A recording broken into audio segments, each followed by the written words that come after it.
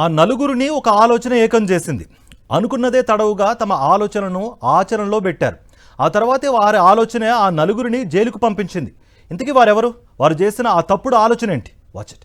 ముఖాలకు ముసుగేసుకుని పోలీసుల అదుపులో ఉన్న ఈ నలుగురు ఈజీ మనీ కోసం అడ్డదారులు తొక్కారు. చివరకు పాపం పండడంతో అన్నమయ్య జిల్లా రామాపురం పోలీసులకు చిక్కారు. నలుగురు నేరగాళ్లది మహారాష్ట్రలోని వేర్వేరు ప్రాంతాలు. వీరి ఆలోచనలు మాత్రమే ఒకటి: తప్పుడు పనులు చేసైనా సరే షార్ట్ టైంలో కోటీశ్వరులమైపోవాలన్నది వీరి టార్గెట్. ఇలాంటి నేర మనస్తత్వమే వీరిని ఒక్కటి చేసింది. నలుగురు ముఠాగా ఏర్పడ్డారు. కొన్నాళ్లుగా చోరీలకు తెగబడుతున్నారు. చోరీల్లోనూ వీరిది ప్రత్యేక స్టైల్. తాళాలు వేసిన ఇళ్లకు కన్నాలు వేయరు, షాపులను కొల్లగొట్టరు, ఏకంగా జాతీయ రహదారులపై దోపిడీలకు తెగబడుతున్నారు. సింగిల్ డ్రైవర్ ట్రక్కులు, లారీలపై కన్నేస్తారు. ఈ నెల 14న అన్నమయ్య జిల్లా రామాపురం పోలీస్ స్టేషన్ పరిధిలో లోహపు ముద్దల లోడ్తో రాజస్థాన్ నుంచి చిత్తూరుకు వెళుతున్న లారీని టార్గెట్ చేశారు.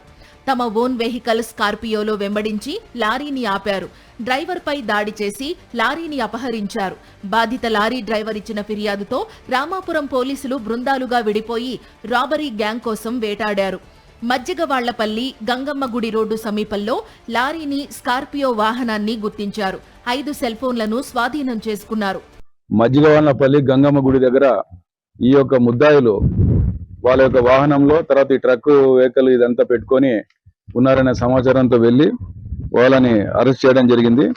ఈ నలుగురు కూడా మహారాష్ట్ర సంబంధించిన వాళ్ళు.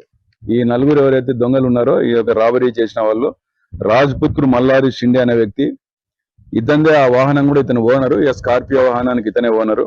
తర్వాత నిజార్ రఫీక్ షేక్ అనే వ్యక్తి, తర్వాత లక్ష్మణ్ దిగంబర్ షేక్ అనే వ్యక్తి, తర్వాత సూరజ్ రమేష్ ఔరదే. ఈ మొత్తం ఈ నలుగురు వ్యక్తులు ఈ యొక్క స్కార్పియో వాహనంలో వచ్చి ఈ యొక్క రాబరీకి పాల్పడడం జరిగింది. వీళ్ళందరినీ అరెస్ట్ చేయడం జరిగింది. అదేవిధంగా వాళ్ళు ఏదైతే దొంగలించినారో డ్రైవర్ని బెదిరించి ఆ ఇర్ఫాన్ అనే వ్యక్తిని, అశోక్ లేలాండ్ ట్రక్ ను కూడా స్వాధీనం చేసుకోవడం జరిగింది, దాంట్లో మెటీరియల్ తో సహా. చూశారుగా ఈ నలుగురు ఎంతకు బరితెగించారో. రహదారులపైనే దోపిడీలకు తెగబడిన వీరు ఇప్పుడు జైల్లో చిప్పకూడు తింటున్నారు.